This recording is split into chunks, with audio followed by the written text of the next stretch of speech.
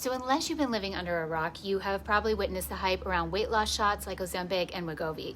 They're being hailed as these very effective ways to lose weight and get healthier, eliminate food noise. But today, I want to share a different perspective because as an eating disorder specialist, I've spent years watching people unintentionally damage their metabolisms and worsen their struggles with weight, eating, and body image through crash dieting. And I see a similar path for those jumping on this weight loss trend. And look, there's no judgment if you're using these shots. As someone who recovered from an eating disorder, I understand the appeal.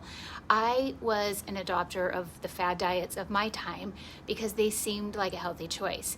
But I also know what can happen to our bodies when we go to extremes for weight loss. And I want to share this awareness in a hope it might help someone avoid the suffering that I experienced. So weight loss shots are serious drugs with significant risks and unknown long-term consequences. For individuals with serious weight-related conditions, they might be a reasonable choice.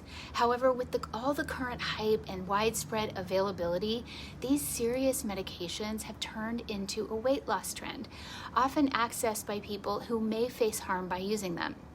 You see, suppressing your appetite with drugs can trigger the body's survival mechanisms, potentially leading to more intense weight fluctuations and disordered eating patterns or eating disorders over time. When we see these joyful weight loss stories on social media or watch friends shedding pounds on these shots, it's easy to idealize them. But hear me out. Many of these individuals are likely and unfortunately in phase 1 of this weight loss shot experience, where initial weight loss is common and it can be continued by just raising the dose for a while. But the real concern for me lies more in the phase 2, like what happens later and what happens when the body starts to fight back, as it will. Because later we're going to be seeing the long-term consequences, both physical, physiological, and psychological, that will likely become more apparent to all of us. Today I'm breaking down 4 reasons why these shots could actually lead to more weight gain and disordered eating in the long run. So let's dive in. Reason 1, your metabolism hits the brakes.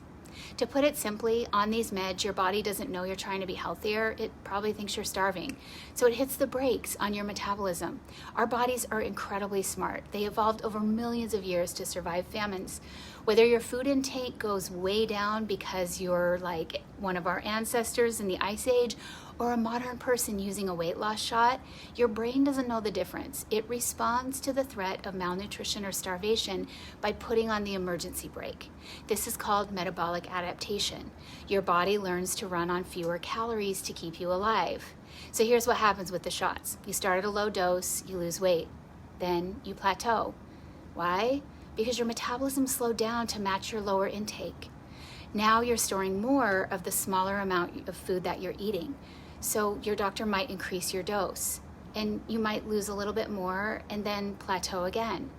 Eventually people are going to hit the maximum dose available to them.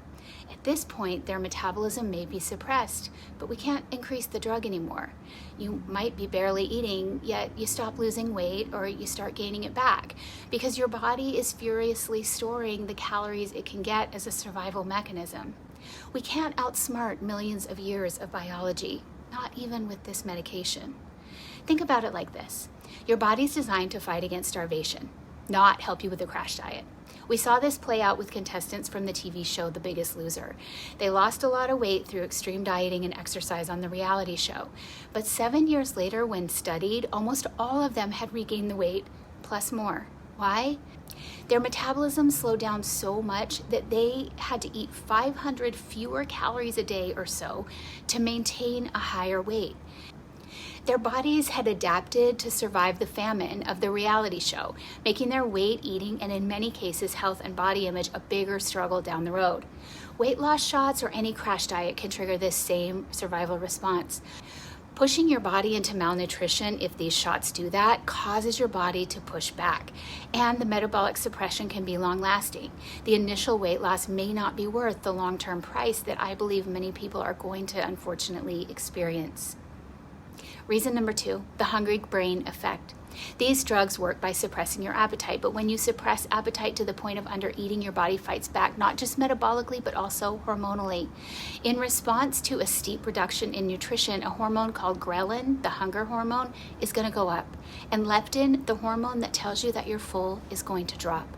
For a while, the drug might mask this, but eventually that primal survival drive breaks through the medication. You might find yourself at the highest dose available to you, but with hunger and food cravings rushing back. This isn't a lack of willpower, it's biology.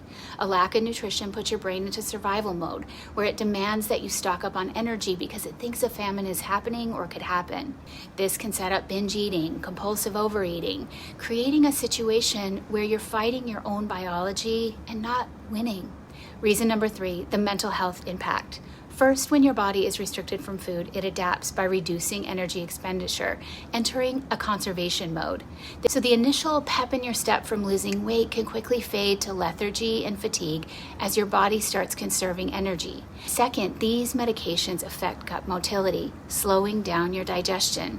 A significant portion of serotonin, a key mood-regulating transmitter, often called the happy hormone, is produced in the gut.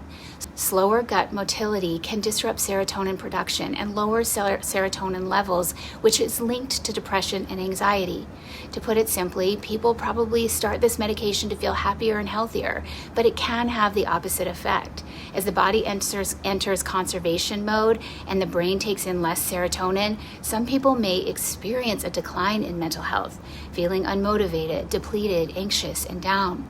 When you combine this with the potential for intensifying body image issues, weight struggles, and disordered eating in the future, these drugs could bring significant mental suffering into your life.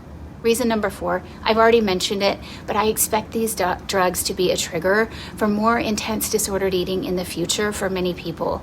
We live in a culture that tells us that thin equals worthy. These drugs can keep us chasing an unsustainable weight ideal.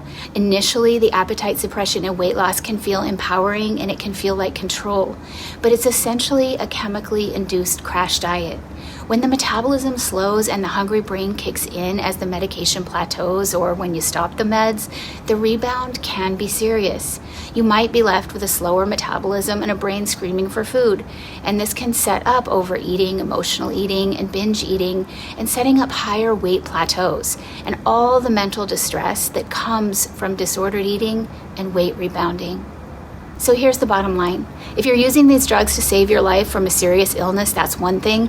But if you're using them to fit into a dress or quiet food noise or feel a little better about your body, please know the risks. You can't trick your body forever. As your body adapts to appetite suppression, you risk becoming metabolically suppressed and malnourished, yet still gaining weight. That is a trap I don't want to see anyone fall into. I want to hear from you. Do you think these medications are a sustainable path to health, or are we underestimating how hard the body fights back under appetite suppression? Let me know your thoughts and experiences in the comments below. Let's talk about it.